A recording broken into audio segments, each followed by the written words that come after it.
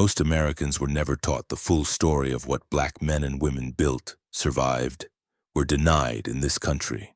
A 2022 Quinnipiac University poll found that only 27% of Americans believed the history they learned in school gave an accurate account of African Americans' role in the United States.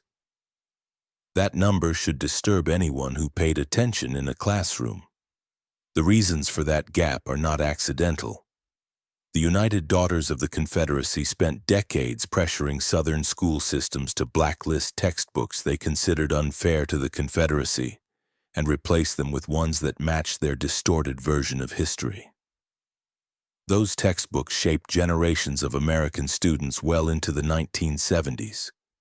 In more recent years, laws in Florida, Oklahoma, Texas. Other states have restricted how race can be discussed in classrooms, led schools to reject AP African American history courses.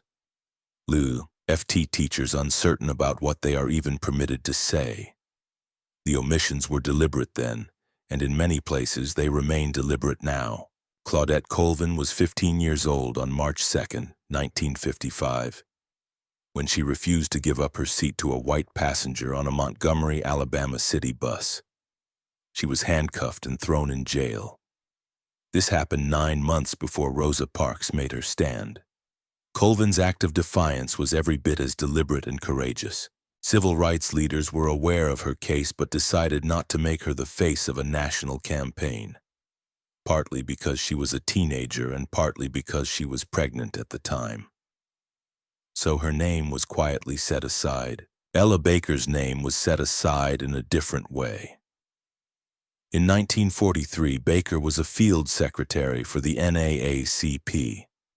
By the mid-1950s, she had moved to Atlanta to support the Southern Christian Leadership Conference while simultaneously running her own voter registration campaign called the Crusade for Citizenship. The organizing infrastructure of the civil rights movement leaned heavily on women like Baker. Textbooks have spent decades pretending otherwise. Bayard Rustin is one of the most important figures in 20th century American history. Most people have never heard his name. He was among the earliest advocates of nonviolent resistance in the United States and was directly responsible for introducing that philosophy to Martin Luther King Jr. during the Montgomery bus boycott in 1956. When the 1963 March on Washington was being organized, Rustin served as deputy director and chief logistical planner alongside A. Philip Randolph. He coordinated the transportation, permits, sound systems, food, press access that made an event of that scale possible. The march drew over 250,000 people to Washington, D.C. on August 28, 1963. It did not happen by accident. It happened because Rustin built it. He was sidelined from public credit for much of his life because he was an openly gay black man at a time when homosexuality was classified as a mental illness. He was posthumously awarded the Presidential Medal of Freedom in 2013. In 1951, a 31-year-old black woman named Henrietta Lacks was diagnosed with an aggressive form of cervical cancer at Johns Hopkins Hospital in Baltimore, Maryland. Without her knowledge and without her consent, doctors removed samples of her tumor cells and sent them to a researcher named George Gay. Those cells did something no human cells had ever reliably done in a laboratory setting before. They survived and kept dividing. Gay named the cell line HeLa. Within years, it had been distributed to research labs across the world. The HeLa cell line was used to develop the polio vaccine in the early 1950s. It has since contributed to breakthroughs in cancer research, gene mapping, AIDS treatment, and in vitro fertilization. Lacks herself died on October 4, 1951, never knowing what had been taken from her.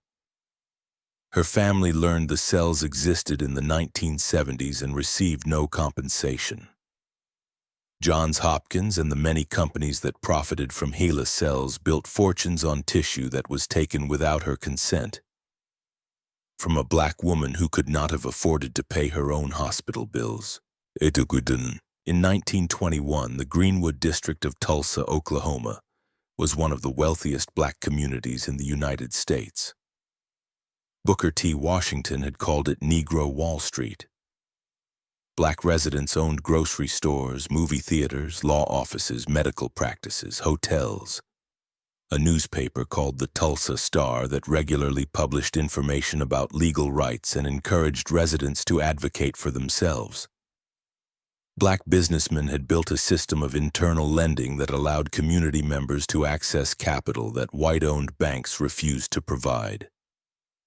On the night of May 31, 1921, a white mob, some of them deputized by local law enforcement, invaded Greenwood.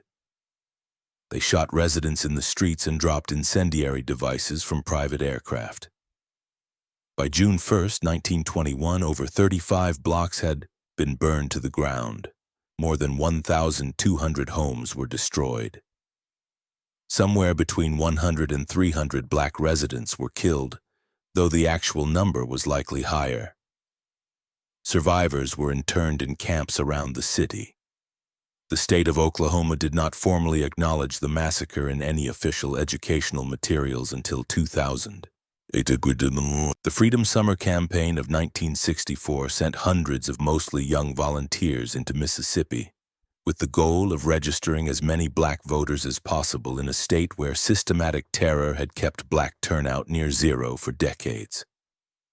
On June 21, 1964, 3 workers named James Chaney, Andrew Goodman, Michael Schwerner were abducted by members of the Ku Klux Klan, several of whom were also local law enforcement officers, and murdered. Their bodies were buried in an earthen dam and not discovered for 44 days. By the end of that summer, volunteers had faced bombings, beatings, and arrests across the state. The campaign helped build the political pressure that led to the Voting Rights Act of 1965, signed by President Lyndon B. Johnson on August 6th. Edgar Ray Killen, one of the organizers of the 3 murders, was not convicted until June 21, 2005, exactly 41 years after the crime, when he was found guilty of manslaughter and sentenced to 60 years in prison at the age of 80. In 1969, members of the Black Panther Party in Oakland, California, began preparing and serving free breakfast to hundreds of school children before the school day started. The program expanded rapidly. At its peak, the Black Panther Party's Free Breakfast for School Children program was feeding thousands of children across 45 chapters nationwide. The federal government took notice, not because officials wanted to replicate it, but because FBI Director J. Edgar Hoover viewed it as a threat. The FBI's COINTELPRO operation deliberately targeted the breakfast program. Agents conducted raids on program sites, destroyed food supplies, harassed party members in front of the children they were trying to feed. Despite this, the scale and success of the program embarrassed federal officials enough that the United States government expanded the federal school breakfast program in 1975. An initiative that continues to feed millions of low-income children today. The Black Panther Party's role in pressuring that expansion is almost never mentioned in the history of American social policy. Their name appears in textbooks primarily as a symbol of radicalism, stripped of the community work that defined much of what they actually did.